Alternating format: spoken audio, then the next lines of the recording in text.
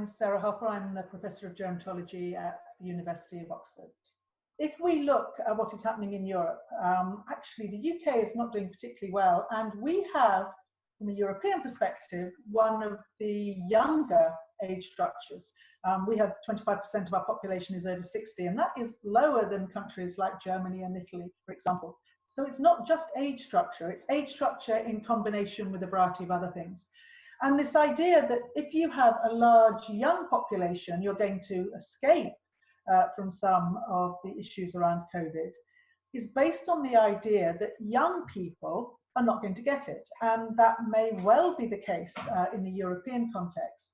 But of course, if you look at the young nations, the majority of them are in the lower and middle income countries. So if we look at Africa, young people in Africa have all sorts of infectious diseases and other health problems that we have conquered in the high income countries. And even though African countries don't have large numbers of people in their 70s and 80s, as we do in Europe and the US, for example, the kind of health structure of people in their 50s, 60s, and even in their 40s actually, is very similar to older adults here. So people in their 50s and 60s, particularly in Africa, will have cardiovascular disease, they may have cancer, they may have diabetes. They'll have a life course where they have been fighting off infectious diseases. So their health status is really rather weak. So this idea that you can look at an age structure and from that predict whether you're going to be affected by COVID or not, there are so many caveats that one has to take into account. One of the good things that has come out of this current situation is that we now have the availability, the public availability of so much health data that has been correlated to try and help us understand COVID. And I think we really can understand the relationship between age and your general mortality risk. And the other thing that we've learned from basically data which is trying to understand the risk of COVID is the way that age and these other comorbidities come together. So for example, data we've brought together from existing data in this country shows that if you are obese, you can double your mortality risk. If you have cardiovascular disease, your mortality risk goes up about 6 times.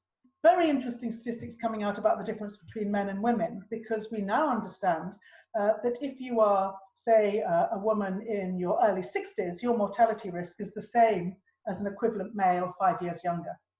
So I think one of the things that this has taught us is that age is very important to understand mortality risk, and underlying conditions are very important, but we're also really getting fantastic data around socioeconomic group, around ethnicity.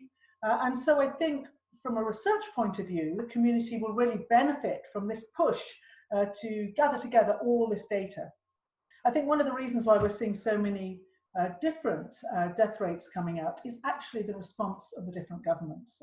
If we look at countries in Europe, many of them just shut down far earlier than we did. Many of them really, like Asian countries, they pushed for constant testing and tracking. And then, of course, this whole idea around PPE equipment. However, one thing we have to be very careful about is if we compare countries that are not the same. So, for example, I know that both New Zealand and Denmark seem to have done very well. They closed down early, they contained their population, and now they're opening up. And when you compare that with the UK, you may say, well, what did the UK do so badly wrong? But we're comparing 2 countries of about 5 million with very homogeneous populations with a country of 65 million that is an international hub and is ethnically and socially so diverse. I think 2 things are very clear. Yes, sadly, a lot of people are dying. These tend to be older adults, which are post-reproduction, and of course populations grow because we have lots and lots of children. All the evidence is that with the vast majority of scenarios around a pandemic, that it may have a big local effect. You know, it might wipe out communities. We've seen that in Africa, where smaller communities have been completely devastated by an epidemic. But the population comes back.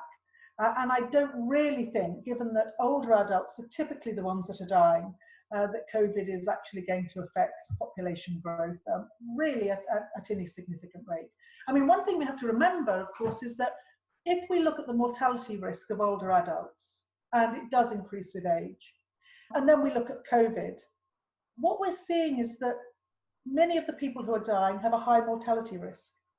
And I think what we're seeing is very sadly that they might have died from stroke or cardiovascular disease or a respiratory problem. But COVID has taken them early. And the real sad thing about this particular pandemic is that whereas nowadays with modern medicine, we can keep people alive with cardiovascular disease, at the moment, we cannot keep people alive if they really, really are affected with COVID. And I think it's more that people are dying earlier than they should have, rather than we're seeing an unusual death structure within our population. One of the really important things about this pandemic is that, of course, like all other trends, it's not happening in isolation. And so, yes, the pandemic has caused many people to be locked down and to work from home and to discover the benefits of working from home. But remember, this has also come on the back of another huge issue that we were all really concerned about, even at the beginning of this year, which is climate change. And so climate change was definitely moving populations to think about, do we want to be constantly traveling? And is there a different way that we can live that has a far lower carbon footprint? And I think when you put the pandemic and the experience of being locked down, particularly in high-income countries, where people have realized they don't need to be flying around the world the whole time, they don't need to be constantly commuting. You put those two together, and I think it's highly likely that our cities will change. I mean, we've already seen this in some of the big cities across Europe, where governments are saying, yes, we're actually going to prevent the car from coming into the city. We're going to have walking routes and cycle routes. And I think it's been much easier for them to do that because there was this swell already of a low carbon economy. And then we've got individuals who are thinking, actually, I can do all of this virtually. Why do I have to go into the office every day? Surely, maybe I will just go in once a week and the rest of the time I can work from home. And I think that without any doubt, there will be a demand for more home working. And I think if business see that people can be very, very effective from working from home, as effective as being in the office, then I think bring all these factors together, changing work, changing climate, personal experiences of COVID. And yes, I think we are going to see our cities probably change and people making very different decisions about where they want to live.